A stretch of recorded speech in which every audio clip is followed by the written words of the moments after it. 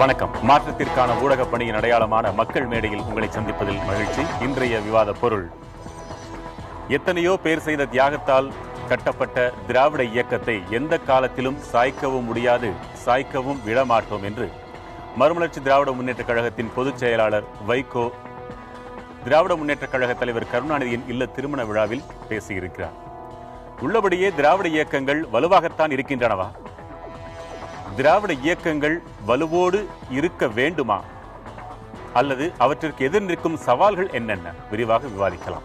பங்கு பெறுவோர் மறுமலர்ச்சி திராவிட முன்னேற்ற கழகத்தின் சார்பாக திரு ஆவடி அந்தரிதாஸ், காங்கிரஸ் கட்சியிலிருந்து திரு இதாயத்துல்லா, பாரதிய ஜனதா ஆதரவாளர் திரு நித்யானந்தன், திருச்சி அரங்கிலிருந்து கார்த்திக் ராஜா மற்றும் சபா முத்தரசன், கோவை அரங்கிலிருந்து முருகேசன் மற்றும் புளியகுளம் சுப்பிரமணி, திருநெல்வேலி அரங்கிலிருந்து தங்கவேலு மற்றும் வின்சென்ட் வினோத்.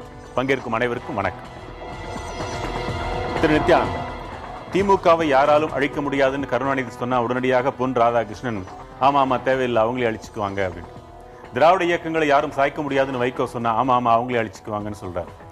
அப்போ இதுக்காக எதிர்பார்த்து காத்து இருக்கிறீங்களா? 67 காங்கிரஸ் பேரியக்கம் யாராலும் சாய்க்க முடியாத அளவிலே அகில இந்திய அளவிலும் மிகச் சிறப்பான ஒரு கட்சியாக, ஆளுங்கட்சியாக இருந்து கொண்டிருந்தது.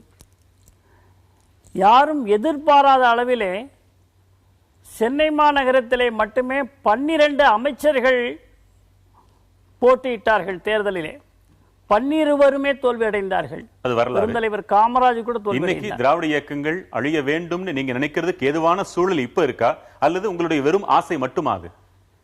அழிய வேண்டும் என்று நாங்கள் எங்களுடைய விருப்பத்தை தெரிவிக்கவில்லை. அழிய வேண்டும் என்று நாங்கள் யாரையுமே சொல்வதும் இல்லை. அழிய வேண்டும் என்றால் ஆட்களே இல்ல, ஒரு இயக்கத்தை தான், கொள்கை தான். உங்க கொள்கை வெற்றி பெற்றால் அது அழிந்ததாக பொருள். அந்த இயக்கத்தினுடைய பணி முடியும் தருவாயில் இருக்கும் பொழுது அந்த இயக்கம் தானாக அவசியம் இல்லாமல் போய்விடுகிறது. பல இயக்கங்கள் அப்படி இருந்திருக்கிறது.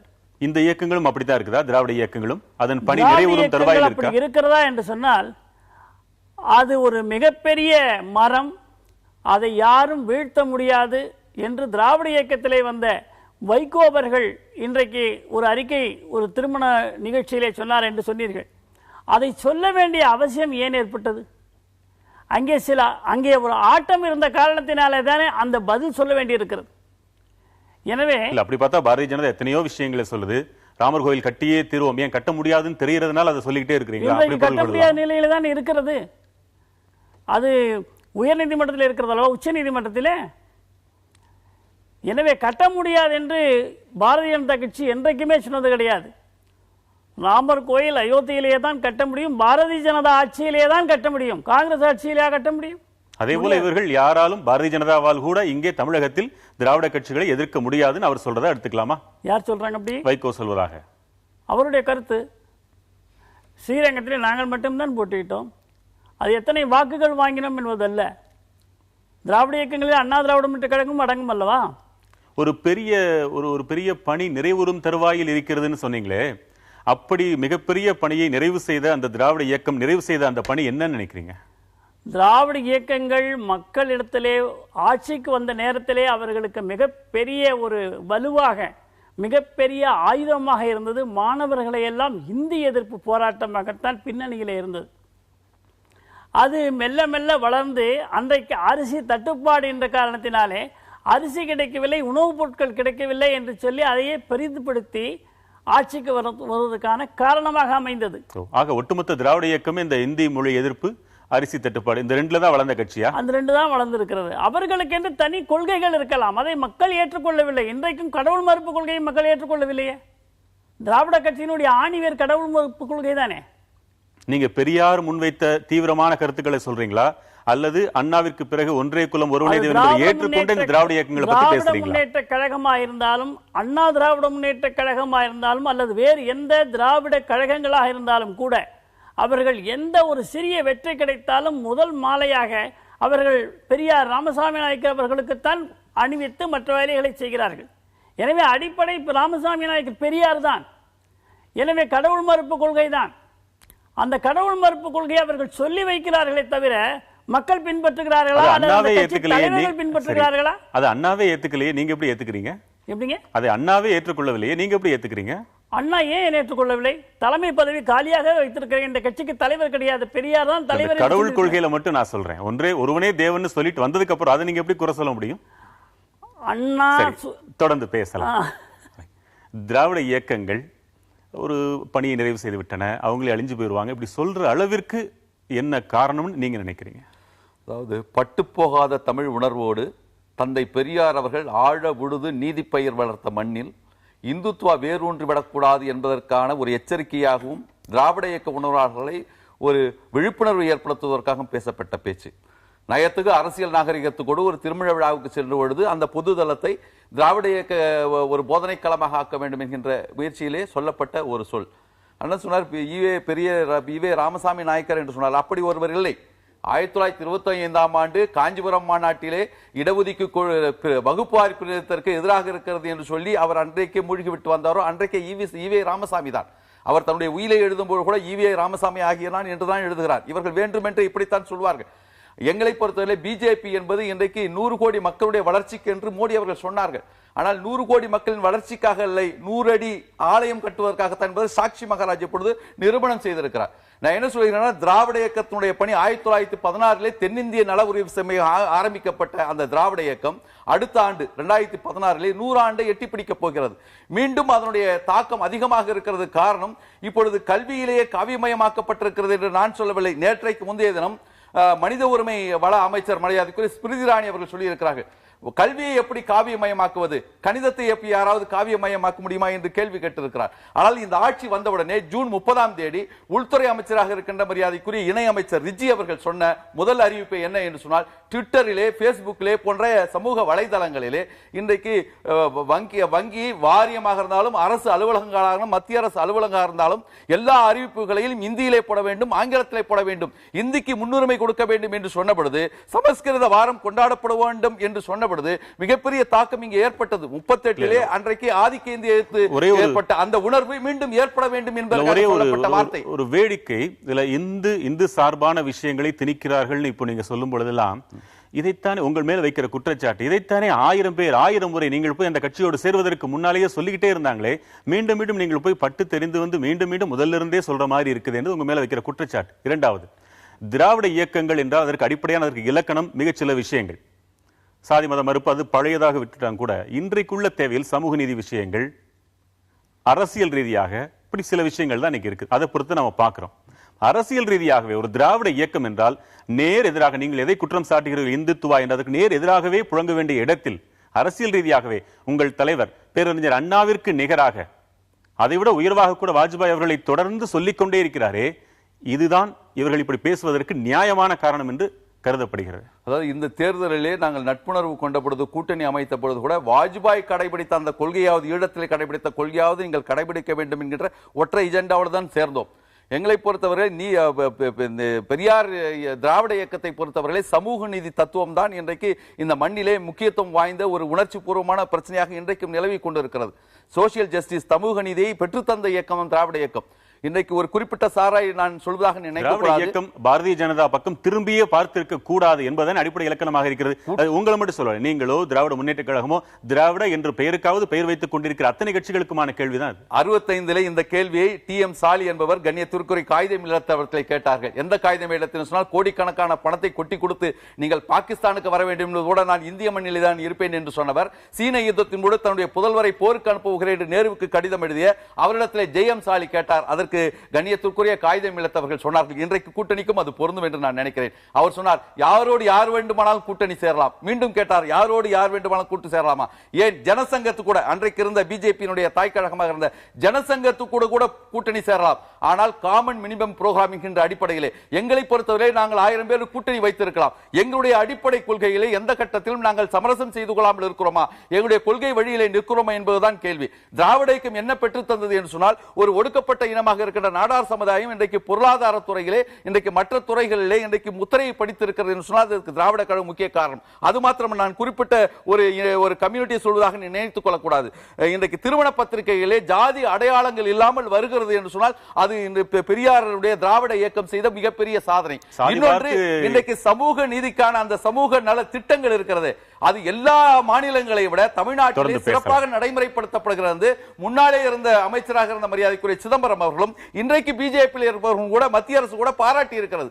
சமூக நல திட்டங்களிலே முன்னணியிலே தமிழ்நாடு இருக்கிறது. தொடர்ந்து பேசலாம். தேர்தலுக்கு தேர்தல் சாதி பார்த்து இடங்களை வழங்கக்கூடிய இயக்கங்களும் திராவிட இயக்கங்கள், அதுவும் இதனுடைய பரிணாம வளர்ச்சியோ என்று தோன்றுகிறது. உங்க அடிப்படை இரண்டாம் கட்டத்தில் அவற்றை நோக்கிய நகர்வு போக வேண்டும், அதையெல்லாம் ஒழிக்க வேண்டும் என்பதுதான் திராவிட இயக்கங்களோட அடுத்த எஜெண்டா. இரண்டாவது சுற்றுல நீங்க விரிவாகவே அதை சொல்லுங்க. உங்க கருத்து என்ன? திராவிட இயக்கங்கள் வலுவா இருக்குதா? திராவிட இயக்கம் என்பது ஒரு காலத்தின் கட்டாயம்தான்.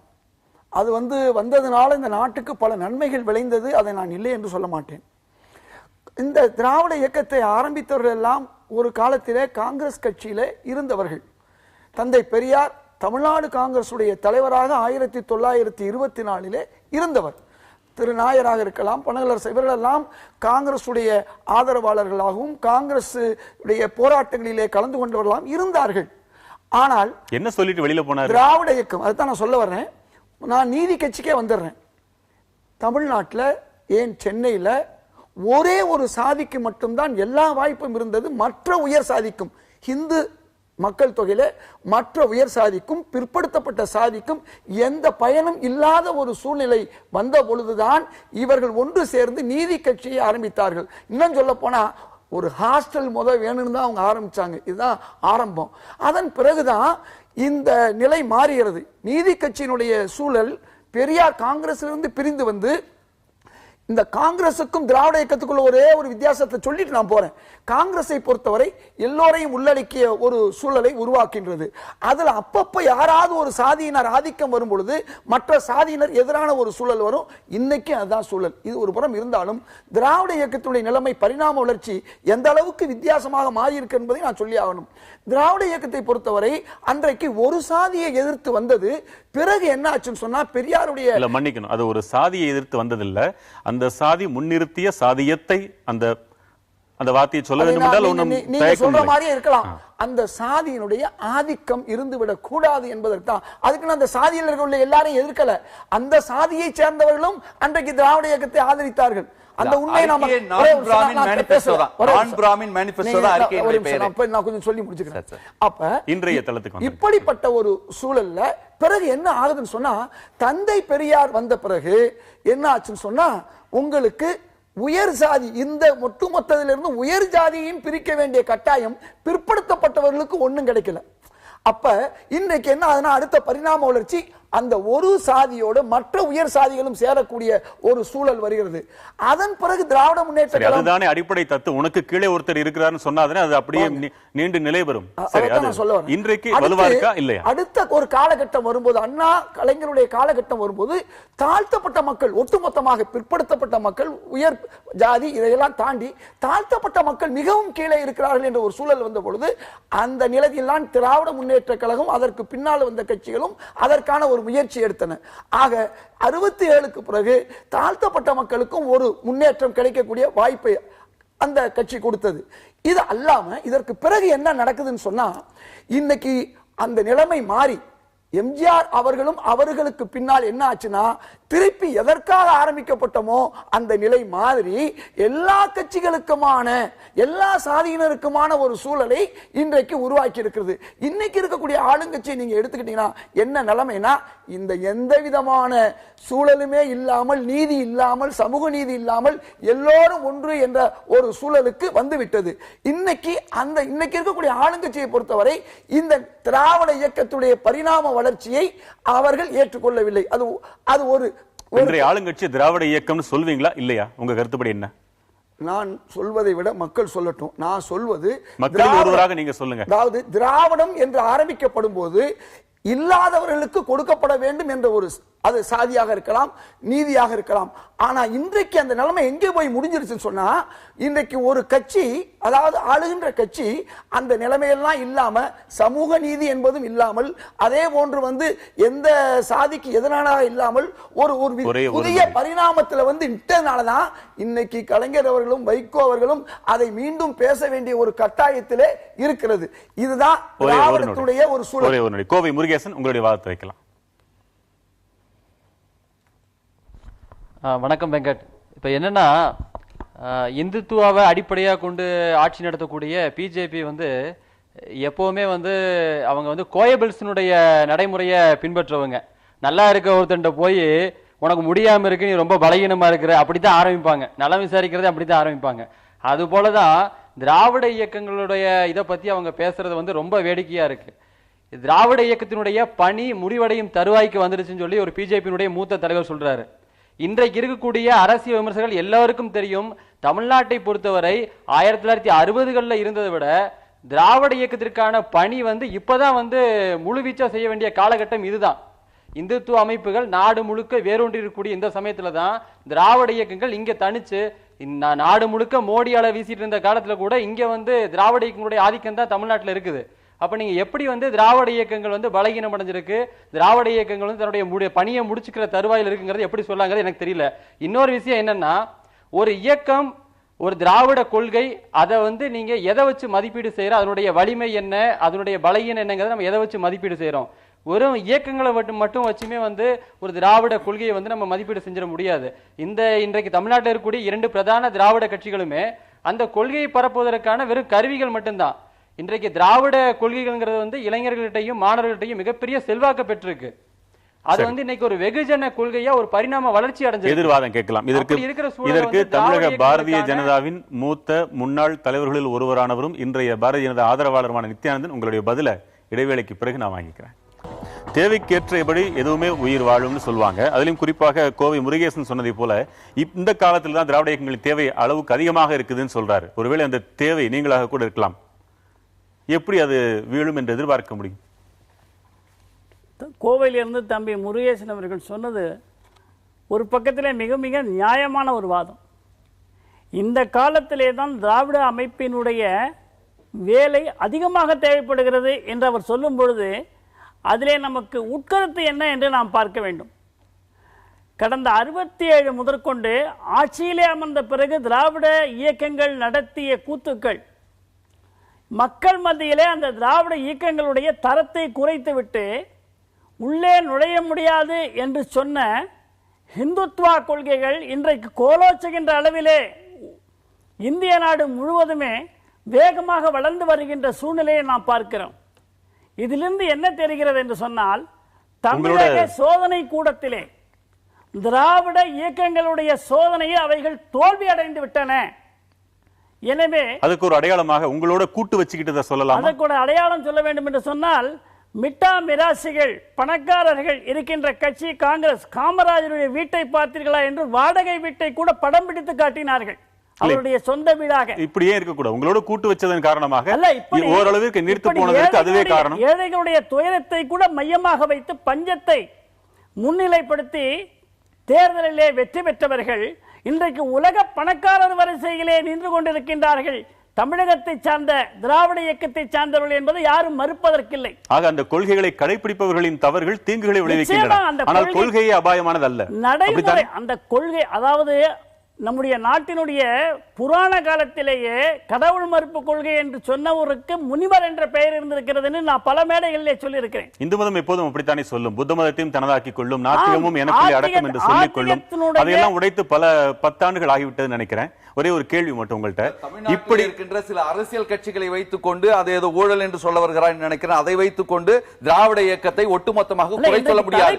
அப்படி பார்த்தால் தேசிய அளவிலே இன்றைக்கு பாரதிய ஜனதா ஊழலிலே அதுவும் இடம் பிடித்திருக்கிறது, முத்திரை பதித்திருக்கிறது. அதை வைத்துக் கொண்டு திராவிடத்தை ஒதுக்கிவிட முடியாது. தேசிய கட்சியின் கொள்கையும் திராவிட எந்த கட்சியின் கொள்கையும் ஊழலாக இருக்க முடியாது. அதை ஒதுக்கிடுவோம். 1924 வைக்கத்திலே பெரியார் போராடியது எப்படி தேவைப்பட்டதோ அதற்கு பிறகு 60 ஆண்டுகளுக்கு பிறகு கூட இன்றைக்கு அதனுடைய நீட்சி தேவைப்படுகிறது என்பது அடையாளமாகத்தான் கடந்த 30/11/2014 வைகோ அவர்கள் தெளிவாக ஒரு அறிக்கையிலே சொல்லியிருக்கிறார். RSS அமைப்பாக இருக்கின்ற BMS முன்வைத்திருக்கின்ற கல்வி நிறுவனம் 10+2+3, அதாவது பள்ளி படிப்பு 10 வருடம். எங்களுக்கு எளிய ஒரு சந்தேகம் என்னன்னா, ஒரு இருட்டுக்குள்ள ஒருத்தர் போகும்போது எனக்கு பயம்லாம் இல்ல அப்படின்னு சொல்ற ஒரு வார்த்தை கேட்கும்போது அவர் பயந்துட்டு இருக்காருன்னு அர்த்தம். அப்படின்னு புரிஞ்சுப்போம். இப்போ திமுக தலைவர் சொல்றாரு, மதிமுக பொதுச் செயலாளர் சொல்றாங்க யாராலும் வீழ்த்த முடியாது அப்படின்னு. அப்ப ஏதோ பயந்து இருக்கீங்களோ? என்ன என்ன பயமே கிடையாது. எங்களுக்கு எதிரி சொல்லணும் பயம் கிடையாது. இல்லைன்னு சொன்னா இமயமலையை பார்த்து இமயமலை யாரும் உடைக்க முடியாதுன்னு சொல்ல வேண்டிய அவசியம் என்ன? தேசிய முற்போக்கு திராவிடர் கழகம் என்கின்ற ஒரு திராவிட இயக்கத்தை இன்னும் ஏன் அவர்கள் பற்றி கொண்டு இருக்கிறார்கள். அவர்களுக்கு தான் பயம், எங்களுக்கு பயம் கிடையாது. எங்களை பொறுத்தவரை அந்த உணர்வாளர்களாக ஒன்று திரட்ட வேண்டும். 25 வைக்கத்துக்காக போராடினார் என்று சொன்னால் கோத்தாரி கல்வி நிலைய ஆணையம் கொடுத்ததுதான் 10+2+3 கல்வியினுடைய அமைப்பு. 10 வருடம் வந்து பள்ளி படிப்பு, 2 வருடம் மேற்சான்றிதழ் படிப்பு, 3 வருடம் பட்ட படிப்பு. ஆனால் இவர்கள் BMS RSS உடைய துணை அமைப்பான BMS வைத்திருக்கின்ற கல்விக் கொள்கை என்ன தெரியுங்களா? 8+4, அதாவது 8 ஆண்டு பள்ளி படிப்பிலே இந்தியோடு தாய்மொழியோடு இந்தியையும் ஆங்கிலத்தையும் படிக்க வேண்டுமா? 4 வருடம் அந்த செம்மொழி இருக்குது பாருங்க, ஈப்ரு, லத்தீனு, அரபிக்கு, கிரீக்கு, அதோடு சேர்ந்து சமஸ்கிருதம் படிக்க வேண்டும் என்று சொல்லி இருக்கிறார்கள். அங்கேதான் திணிக்கிறாங்க. இப்ப ஏற்கனவே எதிரே நின்று பகையாளியாக நின்று ஜெயிக்க முடியாது என்று சொல்லிவிட்டு தருண் விஜய் என்கின்றவரை இன்றைக்கு கைத்தடியாக இறக்குமதி செய்திருக்கிறார்கள். நாங்கள் கூட ஆரம்பத்தில் பாராட்டினோம். திருவள்ளுவர் விழாவை தேசிய விழாவாக அறிவிக்க வேண்டும், எங்களுக்கு கூட உணர்ச்சியானது. ஆனால் அவருடைய அகமும் புறமும் இப்பொழுதுதான் தெரிகிறது. அவர் யார் என்று சொன்னால் பஞ்சஜன்யா என்கின்ற RSS பத்திரிகையினுடைய ஆசிரியராக இருந்தவர். கடந்த 2013ஆம் ஆண்டு ஆகஸ்ட் மாதம் 23ஆம் தேதி டைம்ஸ் ஆஃப் இந்தியாவில் எழுதிய பத்திரிகையிலே அவர் தெளிவாக கொடுத்திருக்கிறார். என்ன சொல்லி இருக்கிறார் என்று சொன்னால், தேசிய உணர்வு ஒன்றுபட வேண்டும் என்று சொன்னால் சமஸ்கிருதம் இருக்க வேண்டும். இந்த தேசியத்தை ஒன்றிணைக்கக்கூடிய சமஸ்கிருதத்துக்கு மாத்திரம் தான் இருக்கிறது. அப்ப அவர் யார், அவருடைய நிறம் நான் தெரிஞ்சு போச்சு. இல்ல இதையெல்லாம் நீங்க அவங்களுக்கு கொடுக்கிற பாராட்ட நான் பாக்குறேன். அவங்க கொள்கையில எப்பொழுதும் போல உறுதியா இருக்காங்க. நீங்க தான் இல்லன்னு பாராட்டல. நண்பேண்டான்னு சொல்லிட்டு ஆலிங்கனம் செய்து ஒரு சமுதாயத்திலே உங்க கருத்து விரிவா சொல்லுங்க. விவாதங்களிலே கற்பனைக்கு முதலிடம் கொடுக்கப்படுகிறது. இல்ல நீங்க கூட தான் புராணம் இல்ல வேணாம், நீங்க புராணம் தான் சொன்னீங்க, அது கற்பனை தான். ஒரே சபாமுத்தரசன் விரிவா சொல்லுங்க. ஆட்சி சார், திராவிட இயக்கங்கள் வலுவாக இருந்த போதிலும் பல்வேறு வகையான எதிர்கொள்ளக்கூடிய சவால்களாக பல்வேறு வகைகள் இருக்கின்றன. விரைவா என்னென்னு சொல்லுங்க. என்னென்ன அப்படின்னு பாத்தீங்கன்னா, இன்னைக்கு தமிழ்நாட்டில் 4000த்திற்கும் மேற்பட்ட நூலகங்கள் இருக்கிறது. ஆனால் 6000த்திற்கும் மேற்பட்ட மதுபான கடைகள் இருக்கிறது. திராவிட இயக்கங்கள் வலுவாக இருந்த போதிலும் மற்ற அரசியல் கட்சிகளாக இருந்தாலும் இப்படி நூலகங்கள் ஒரு 4000 நூலகங்கள் தான் இருக்கிறது. 6000த்திற்கும் மேற்பட்ட சாராய கடைகள் இருக்கிறது. இதற்கு இந்த திராவிட இயக்கங்களோ சரி மற்ற அரசியல் கட்சிகளோ என்ன எடுத்திருக்கிறது? அரசிடம் கை கேட்டால் அது முதலில் பையைத்தான் எதிர்பார்க்கிறது. குரங்கிலிருந்து மனிதன் வந்தானோ அது உண்மையா பொய்யா தெரியலங்க. இந்த மனுஷங்கிட்ட இருந்துதான் சாதி, மதம், இனம், மொழி, தீண்டாமை, லஞ்சம், ஊழல், இப்படி எத்தனையோ மாசுக்கள் தொடர்ந்து வந்துகிட்டு இருக்குது. இதெல்லாம் இந்த இயக்கத்திற்கும் சரி மற்ற அரசியல் கட்சியத்திற்கும் மிகப்பெரிய ஒரு சவாலாகத்தாங்க இருக்குது. இன்னைக்கு லட்சியத்தோடு இருக்கிறவன் எல்லாம் எங்க இருக்கிறானே தெரியலங்க. லஞ்சம், கோடி, இப்படி லட்சியங்கள்லாம் புதைக்கப்பட்டு லட்சங்கள் தான் வந்துகிட்டு இருக்குதுங்க. ஒரு சவால்களா இருக்குது. இந்த ஊழல், இந்த மதுபான கடை விஷயங்கள் இதெல்லாம் ஒட்டுமொத்தமாக இருக்கக்கூடிய பொது பிரச்சனைகளா அல்லது திராவிட இயக்கத்திற்கு இந்த பிரச்சனைகள் ஆகாது என்று சொல்லத்தக்க பிரச்சனைகளா? என்னை பொறுத்தவரை இது பொது பிரச்சனை. அதாவது மதம், எல்லா மனிதனுமே கொள்கை என்று முதல்ல வர்றான், பிறகுதான் அது கொள்கையாக மாறுகிறது. எல்லாருமே கொள்கைன்னு பேசுறாங்க. கொஞ்ச நாள் கழிச்சு அவன் ஏதாவது ஒரு பொறுப்புக்கு பதவிக்கு வந்த பின்னால அதுவரையும் பிறர் நலம்னு பேசுறான், சமூக நலம்னு பேசுறான். என்றைக்கு பதவிக்கு வந்த பின்னால, ஆட்சிக்கு வந்த பின்னால அது எந்த மனிதனாக இருந்தாலும் அவன் கொள்கைனா எடுக்கக்கூடிய கையாக கொண்டு போயிடுறான். அப்புறம் சமூக நலம் என்பது தம் நலமாக மாறுகிறது. இது இந்த உலகம் முழுக்கும் உள்ள விஷயம், இங்க மட்டும் இல்ல. யாரெல்லாம் இது பொது பிரச்சனைன்னு சொல்லிட்டீங்க. இந்த விவாதத்தின் தலைப்பு இன்றைக்கு அவர்கள் இருவரும் அப்படி சொன்னதனால் எடுக்க நேர்கிறது. ஏன் அவங்க அப்படி சொன்னாங்கன்னா உங்க பதில் என்ன? அதாவது ரொம்ப தெளிவான பதில். ஆரம்ப காலத்தில் நீதி கட்சி, அதன் பிறகு திராவிட கழகம், அதன் பிறகு திராவிட முன்னேற்ற கழகத்துடைய அந்த நிலை கொஞ்சம் கொஞ்சமாக இன்னைக்கு அதிமுக என்ற பரிணாம வளர்ச்சியில வரும்பொழுது அதனுடைய புதிய பரிமாணத்தை நம்ம பார்க்கிறோம். இன்னைக்கு என்ன ஆகி போச்சுன்னா, திராவிடத்துடைய கொள்கை வலுவிழந்து போக செய்யக்கூடிய ஒரு சூழலை இன்றைக்கு ஆளுங்கட்சி வரை சென்று விட்டதன் காரணமாக இது மீண்டும் அந்த வலுவிழந்த கொள்கை மீண்டும் கொண்டு வரணும்னு தலைவர்கள் பேசுறாங்க. அது எந்த அளவுக்கு சாத்தியம் என்பது போகதான் தெரியும். இன்னைக்கு வரைக்கும் கட்சி ஆரம்பிக்கிறவங்க தங்கள் கட்சியின் பெயர்ல தேசியம் இருந்தாலும் கூட திராவிடமும் இருக்க வேண்டும் நினைக்க தோணுதே. அப்ப மக்கள் திராவிடத்தை சரியாக புரிஞ்சுட்டு வச்சுட்டே இருக்கிறாங்களா? ஒரே ஒரு விஷயம், திராவிடம் இங்க கிடையாது. திராவிடம் என்பது எப்ப தேவைப்பட்டுச்சுன்னு சொன்னா, தமிழ்நாடு முன்ன ஆந்திராவின் ஒரு பகுதியும் கேரளாவின் ஒரு பகுதியும் இருந்த நேரத்தில் அன்றைக்கு திராவிடம் என்ற வார்த்தைக்கு பொருள் இருந்துச்சு. இன்னைக்கு திராவிடம் என்ற வார்த்தைக்கு நீங்க தமிழ் தான் எடுத்துக்கொள்ளணும், வேற வழி இல்லாம அந்த திராவிடம் என்பதற்கு தமிழ் மாநில எல்லை நிலை இல்லையா? அதுக்கு பொருள் அதுக்கு எதனுடைய எதிர்ப்பு என்பதுதானே இது பொருளாக கொள்ள. அதை விட மோசம், அதாவது மத்திய பிரதேசம் அது வேறொரு விவாதம் மத்திய பிரதேசமும் குஜராத் அல்லது உத்தரப்பிரதேசம் கூட நமக்கு சப்போர்ட்டா இருக்கு. நமக்கு எது எதிரா இருக்கு? கர்நாடகா எதிரா இருக்கு, கேரளா எதிராக இருக்கு, பல்வேறு விஷயங்கள்ல ஆந்திரா எதிரா இருக்கு. அப்ப திராவிடம் எங்கே இருக்கிறது? ஆனால் அந்த திராவிடம் என்ற வார்த்தை இன்னைக்கு தமிழுக்கு தமிழ் மக்களுக்கு தான் பொருத்தமே ஒழிய பேரிலே திராவிடம், ஆனால் செயலில இன்னைக்கு தேவை என்பது தமிழ் மக்கள், தமிழ் மக்களுடைய வாழ்க்கை. அதுக்கு அவங்கள்ட்ட பதில் இருக்கு, என்னிடம் பதில் இருக்கிறது. பட் விவாத தலைப்பு அது இல்லைங்கிறதுனால நான் அடுத்த ஆள்கிட்ட போக வேண்டியிருக்கு. நெல்லையிலிருந்து வின்சென்ட் வினோத், உங்க கருத்து என்ன? வணக்கம் சார். அதாவது திராவிட இயக்கங்கள் வலுவிழந்துட்டுன்னு சொல்றாங்க. அது உறுதியா தமிழ்நாட்டில் இது வரைக்கும் இல்லை. கடந்த 2014 பாராளுமன்ற தேர்தலில் பார்த்தீங்கன்னா 39 தொகுதிகளை ஒரு திராவிட கட்சி தான் ஜெயிச்சது. ஒரு தொகுதி கூட இந்த ஒரு தொகுதியை பாஜக ஒரு திராவிட கட்சியின் கூட்டணியோடு மட்டும்தான் வெற்றி பெற முடிஞ்சது. அதே சமயத்தில் இன்னைக்கு திராவிட இயக்கங்கள் சரிஞ்சிட்டு அப்படின்னு சொல்லி சொன்னாங்கன்னா பிஜேபி ஆட்சியில் இருக்க போய் உங்களால் இப்போ பேச முடியாது. இதே ஒரு வருஷத்துக்கு முன்னாடி உங்களால் பேச முடிஞ்சதா? முடியலை. அதே சமயத்தில் 2016 பிஜேபியோ காங்கிரஸோ திராவிட இயக்கங்களின் கூட்டணி இல்லாம உங்களால வர முடியுமா? கூட்டணியை தனிச்சு உங்களால போட்டியிட முடியுமா? அது முடியாது. எந்த இதுவுமே முடியாம திராவிட இயக்கங்கள் சோர்ந்துட்டு போய் அப்படிங்கிறது வாய்ப்பே இல்லை. தமிழகத்தை பொறுத்தவரை திராவிட கட்சிகள் என்றுமே ஆட்சி செய்யக்கூடியதுதான். திராவிட கட்சிகளை மாற்று சக்தியாக நடத்த இங்கு வேற எந்த கட்சியும் இல்லை. பெருந்தலைவர் காமராஜர் அவர்கள் ஆட்சி செஞ்சதுக்கு அப்புறம் காங்கிரஸ்லயோ பிஜேபியிலயோ இதுவரை ஒரு தலைவர் கூட இல்லையா தமிழகத்தில் ஆட்சி செய்யறதுக்கு? அந்த அளவுக்கு வளர்ச்சியான யாருமே இல்லையா? பதில் கேட்கலாம். நம்ம பதில் கேட்கலாம். மதிமுக இருந்து அண்ணா சொன்னாப்ல பதில் ஒரு நொடி. திரு நித்யானந்தம், சமீபத்திய உதாரணத்தை வச்சு நான் கேட்கிறேன். ஒரு ஆர்கே நகர் தொகுதியில நிற்பதற்கு கூட இயலாத நிலையில் இருக்கக்கூடிய பாரதிய ஜனதா அதற்கு ஏதேதோ காரணங்களைத்தான் சொல்ல முடிகிறதே தவிர அந்த துணிச்சல் இல்லாத நிலையில எப்படி திராவிட இயக்கங்கள் வலுவோடு இல்லை என்ற ஒரு கருத்தை முன்வைக்க முடியுது? வியப்பா இருக்கு. கூட்டுக்கு மட்டும் அவங்க தானே தேவைப்படுறாங்க மீண்டும் மீண்டும் உங்களுக்கு. திராவிட முன்னேற்ற கழகம் ஆட்சி செய்த பொழுது ஒரு சட்டமன்ற இடைத்தேர்தல் வந்தது. திருமங்கலம் என்ற தொகுதி. அந்த இடைத்தேர்தலிலே முக்கியமான எதிர்க்கட்சியாக இருந்த அண்ணா திராவிட முன்னேற்ற கழகம் போட்டியிடவில்லை. அவர்கள் வலுவிழந்து போட்டியிடவில்லை என்று அன்றைக்கு நாம் சொன்னோமா? அது திராவிட இயக்கங்களுக்கு உள்ள போட்டின்னு வச்சுக்கலாம். நான் கேக்குறது உங்களை என்று வந்த பிறகு இயக்கம் என்று தான் எடுத்துக்கொள்ள வேண்டும். தேர்தல் வெற்றி போட்டியிட்டது, தேர்தல் வெற்றி என்று சொல்லும் பொழுது அதற்கு பின்னாலே நடந்த பொது தேர்தலிலே அண்ணா திராவிட முன்னேற்ற கழகம் பெருவாரியாக வாக்குகளை பெற்று ஆட்சிக்கு வந்து விட்டது. போட்டியே இடாத அண்ணா திராவிட முன்னேற்ற கழகம் பொது தேர்தலிலே அவங்க வலுவோட இல்லன்னு நினைக்கிற பாரதிய ஜனதா ஏன் இந்த ஒரு இடைத்தேர்தலை கூட போட்டியிடாம ஒதுங்கி இருக்குதுன்னு கேட்க. அது கட்சியினுடைய முடிவு. அதான் அந்த முடிவு ஏன்னு தான் வெளிப்படையா கேட்கிறோம். அது வெளிப்படையாக சொல்வதற்கு என்பது கிடையாது. 2016 பாரதிய ஜனதா கட்சியினுடைய வியூகத்தை பொறுத்துத்தான் நீங்கள் அதை பேச வேண்டும். எந்த திராவிட இயக்கத்தோடு கூட்டு இல்லாமல் என்பது உறுதியாக சொல்ல முடியும். இப்போ முடியுமா? இன்றைய அளவிலே உறுதியாக சொல்ல முடியும். திராவிட இயக்கங்களுடைய, அதாவது அண்ணா திராவிட முன்னேற்ற கழகம், திராவிட முன்னேற்ற கழகம், இவை இரண்டைத்தான் சொல்லுகிறோம். ஏன் அவைகள் தான் தேசிய முற்போக்கு திராவிட கழகம் என்று பெயர் வைத்திருக்கக்கூடிய விஜயகாந்த் நீங்க அலட்சியப்படுத்துறீங்களா? அந்த பெயர் பொருளற்ற பெயராக அவர் வச்சிருக்காரா?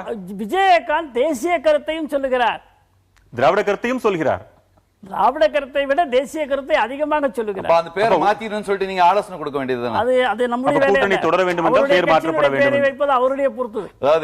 ஆக இடைத்தேர்தலே ஏன் போட்டியிடவில்லை என்று சொன்னால், இடைத்தேர்தலை போட்டியிடுவதும் போட்டியிடக்கூடாதும் 10ஆம் தேதிக்கு பிறகுதான் உங்களுக்கு தெரியும். 10ஆம் தேதி வரை, அதாவது நாளை வரை இருக்கிறது. போட்டியிட போகிறோமா இல்லையா? இன்னொன்று, வலுவோடு இல்லை என்று நீங்கள் சொல்லக்கூடிய திராவிட இயக்கத்தில் திமுக, அதிமுக போன்ற பெரிய கட்சிகள் கூட இல்லை. இவருடைய கட்சி அதை ஒப்பிடும் பொழுது சிறிய கட்சி தான். இவங்க கூட அவங்களாதான் வெளியில வந்திருக்கிறாங்க. அரசியலிலே அன்றைய தேவைக்கு எவருடன் சேர்ந்தால் தேர்தல் வெற்றி உண்டாகுமோ, மக்களுக்கு எது எதிர்பார்ப்பாக இருக்கிறதோ அதை செய்வதற்கு பாரதிய ஜனதா என்றைக்கும் தயாராக இருக்கிறது. பாரதிய ஜனதா கட்சி கட்சியா நாடா என்று சொன்னால் நாட்டிற்கு முக்கியத்துவம் கொடுக்கும்.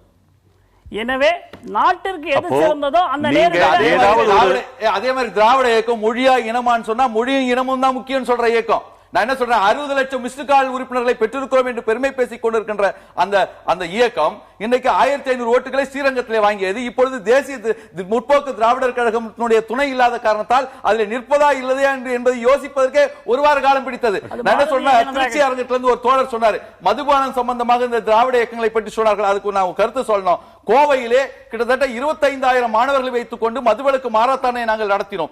அவர் இருக்கின்ற திருச்சியிலே 25,000 பேர் மாணவர்கள் கலந்து கொண்டார்கள். இதே சென்னையிலே கிண்ண சாதனை படைக்கின்ற வகையிலே 50,000 மாணவர்கள் மதுவிலக்கு மாரத்தானிலே. ஆனால் இது ஒருவரி செய்தியாகத்தான் போனது. இது ஒருவரி செய்தியாக போனது. ஆனால் ஒரு திருமணத்திலே ஐயா வீட்டு திருமணத்தை சந்தித்ததற்காக பேசிக் கொண்டிருக்கிற நிலைமை தமிழ்நாட்டிலே இருக்கிறது. திறந்து வச்சிருக்கிறதும் அதை வளர்க்கிறதும் அதை தடுக்கிறதும் எல்லாமே திராவிட இயக்கங்களா இருக்கிறீங்களே, அதுதான் அவருடைய குறை. அதை ஒழிக்கிறது திராவிட இயக்கம் 4 முறை நாங்க வந்து கடுமையான வழிநடை பயணங்களை மேற்கொண்டிருக்கிறோம். அப்பொழுது மறைமலை நகருக்கு ஒரே ஒரு நொடி நான் எப்படி பாக்குறேன், இந்த தலைப்பு எப்படி பாக்குறேன்னா, வெறுமனே தேசிய கட்சிகளுக்கும் இல்ல திராவிட கட்சிகளுக்குமான இதை நான் பார்க்கல. இது அதாவது திராவிட கட்சியோட வளர்ச்சி ஆரம்பம் இதெல்லாம் ஒரு பக்கம் இருந்தாலும் இப்ப அது அழியுமா அழியாதா அப்படிங்கிறது நான் ஊடகங்களோட தான் ஒப்பிட்டு பார்க்க வேண்டியதா இருக்குது. இன்னைக்கு இருக்கிற ஊடகங்கள் இருக்கிற வரைக்கும் திராவிட கட்சிகள் என்னைக்குமே அழியாது. ஏன்னா அந்த திராவிட கட்சியில தேர்தலில் போட்டியிட்டாலும் திராவிட கட்சிகளை பத்தி தான் பேசுறீங்க, திராவிட கட்சிகள் போட்டியிடலைனாலும் திராவிட கட்சிகளை பத்தி தான் பேசிட்டு இருக்கீங்க. அப்புறம் எப்படி அழியும் ஊடகங்கள்? அதே மாதிரி நான் வந்து 2 எக்ஸ்ட்ரீமா பாக்குறேன். ஒன்னு, திராவிட கட்சிகள் கண்டிப்பா வலுவான நிலையில இருக்குது. இன்னொரு எக்ஸ்ட்ரீம் என்னன்னா அது கண்டிப்பா அழிஞ்சிடும். எப்படின்னா, ஒரு எக்ஸ்ட்ரீம் ஊடகங்கள், இன்னொரு எக்ஸ்ட்ரீம் சமூக வலைதளங்களும் இளைஞர்களும். தமிழகத்தில் பெரிதாக வளராத பாரதிய ஜனதாவையும் சேர்த்துதானே பேசுறோம். விவாதங்களை பத்தி சார் புரியல சார், நீங்க சொல்றது சரியா புரியல. இல்ல, திராவிட இயக்கங்களை மட்டும் நம்ம பேசலையே, பாரதிய ஜனதாவையும் தான் ஒவ்வொரு நாளும் அவங்களையும் அழைச்சுதான் நம்ம பேசிட்டு இருக்கிறோம். தேர்தலில் போட்டியிட்டாலும் இடாவிட்டாலும் சார் இவங்க வந்து அதான் சொல்லல, தேசிய கட்சி திராவிட கட்சி இது மாநில கட்சி தான் நீங்க பாக்குறீங்க. வேற இங்க மாற்று அரசியல விரும்புற சின்ன சின்ன குழுக்கள் எவ்வளவோ இருக்குது, அதெல்லாம் எடுத்து பேசுனீங்களா?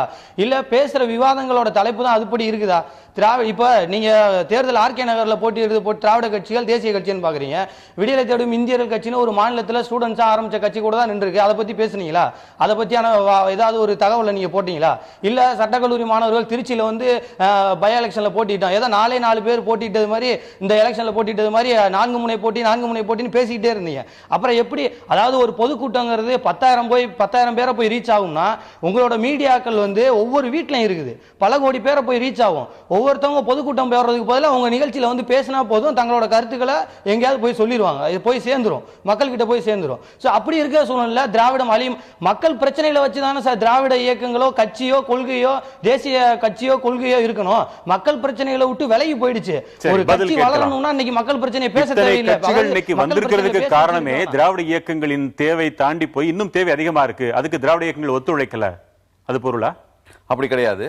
இன்னும் அதிகமாக அவர்கள் தங்களுடைய ஒருங்கிணைப்பை ஒருங்கிணைக்க வேண்டும் என்கின்ற அர்த்தத்தில் அவர் சொல்கிறார். மாணவர்கள் எல்லாம் தனியா கட்சி ஆரம்பிச்சிருக்காங்களே, மாணவர்களால் உருவாக்கப்பட்ட இயக்கம், அந்த உணர்வாலே இன்றைக்கு உச்சத்தை அடைந்த இயக்கம் தான் திராவிட இயக்கம், திராவிட முன்னேற்ற கழகம் வேறு.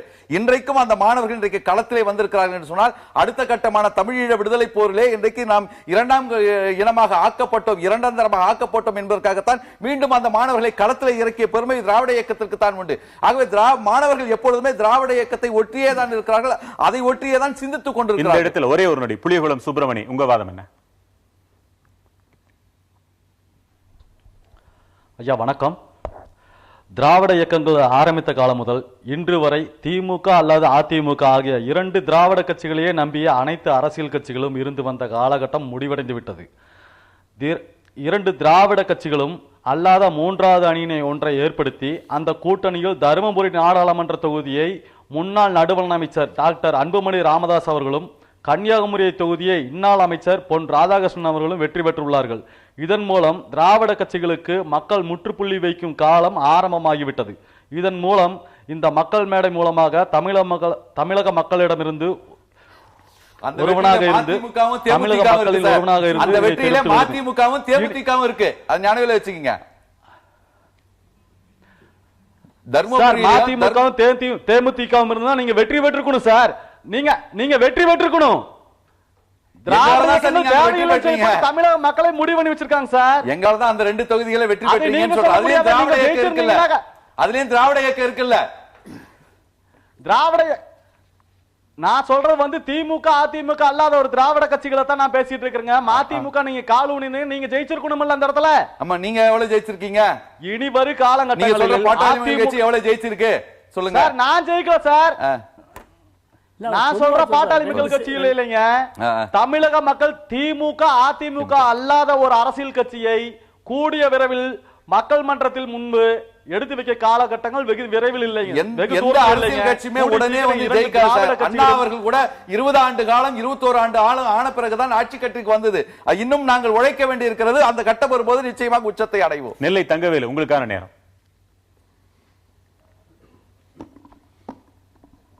ஐயா வணக்கம்.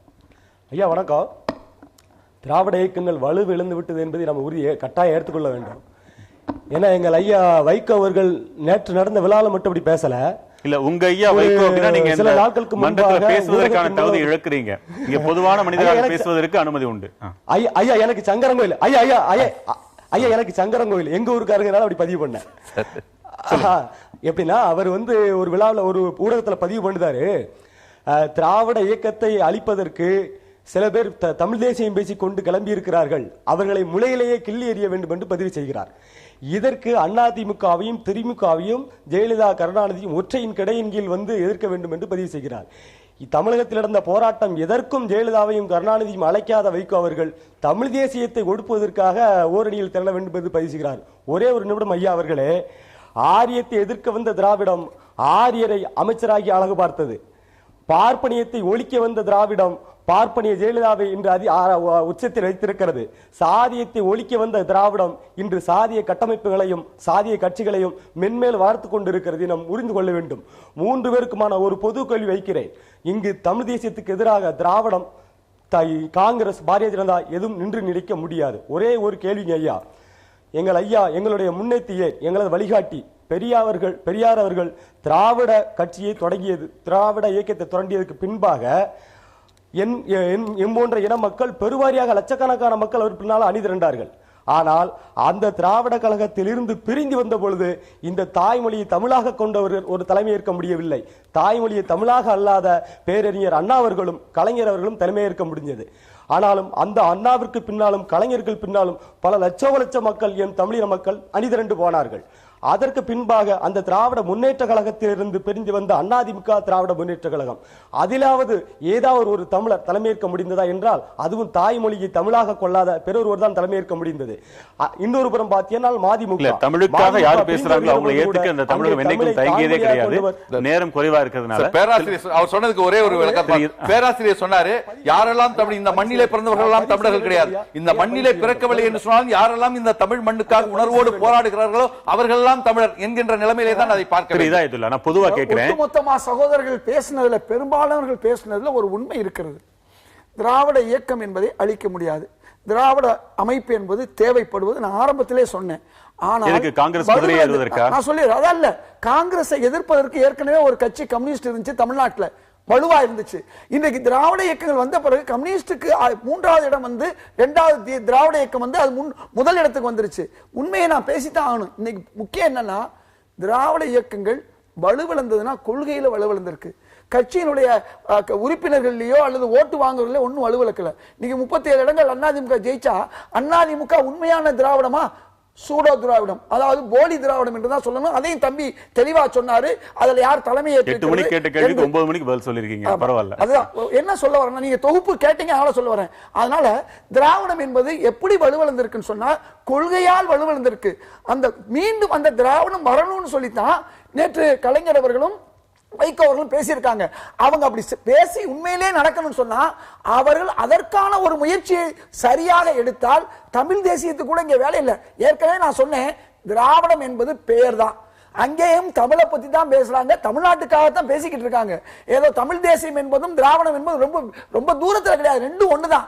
பேரு தங்களுக்காக வைத்துக் கொண்டார்கள். இப்ப உண்மை என்னன்னு சொன்னா பயன்படுது. இன்னைக்கு என்ன சொன்னா, அவர் சொன்ன மாதிரி சகோதரர் சொன்ன மாதிரி பாரதிய ஜனதாவோ இன்னைக்கு பாரதிய ஜனதா திடீர்னு 233 வந்ததுனால அவங்க ஏதோ பெரிய கட்சி இல்ல, அவர்கள் ஒட்டுமொத்த ஒரு இந்து மக்கள் ஓட்டு போடல, 130% ஓட்டு போட்டிருக்காங்க, 70% அவங்களுக்கு எதிராக போட்டிருக்காங்க. கோலேச்சு ஏதாவது சொன்னாரு, ஒன்னும் கோலையும் ஓச்சல ஒன்னையும் ஓச்சல, இந்த 5 வருஷம் இருக்கலாம் வாஜ்பாய் மாதிரி. ஆனா உண்மை என்னன்னு சொன்னா தமிழ்நாட்டில் இன்றைக்கு தேசிய கட்சிகள் வலுவிழந்து இருக்கிறது என்ற உண்மையை நான் சொல்லித்தான்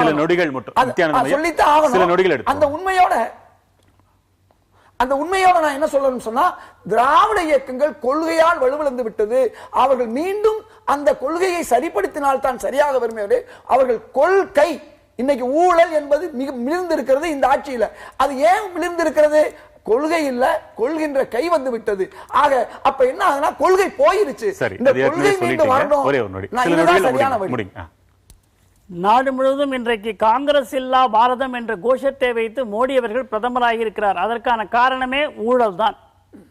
இந்த காங்கிரஸ் தலைப்பு அது இல்ல. என்னங்க இன்னைக்கு தலைப்பு அது இல்ல.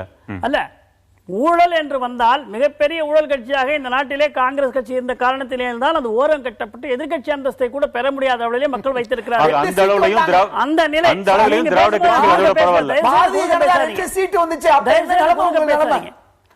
அதே நிலை திராவிட கழகங்களுக்கும் கூட ஊழல் என்ற பெயரால் இங்கே ஏற்படக்கூடிய சூழ்நிலை வலுவாகத்தான் இருக்கிறது. ஊழல் காரணத்தினால் திராவிட இயக்கங்கள் இங்கே தோல்வியடையத்தான் போகின்றன. அதற்கென்று கொள்கைகள் என்று சொல்வது நடைமுறையிலே ஒரு கொள்கையும் கிடையாது.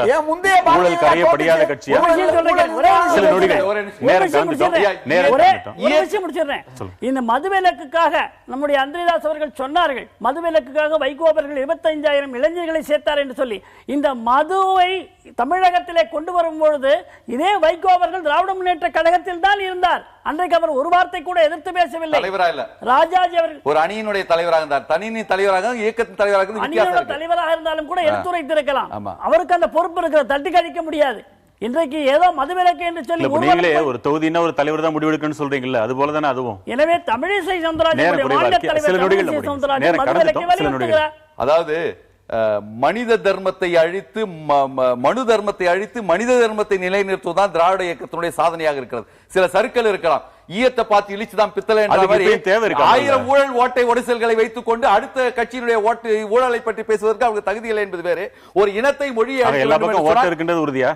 ஒரு இனத்தை மொழியை அழிக்க வேண்டும் சொன்னால் 2 வகை இருக்கு.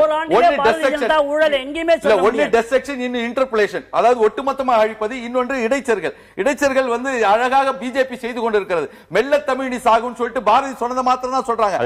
அடுத்தவரை என்று சொன்னான் அந்த பேதை முட்டாள்தனம் என்று சொன்னாரே, அதாவது மெல்ல தமிழி சாகும் என்று சொல்வதே முட்டாள்தனம் என்று சொன்னால் யாரும் சொல்வதில்லை.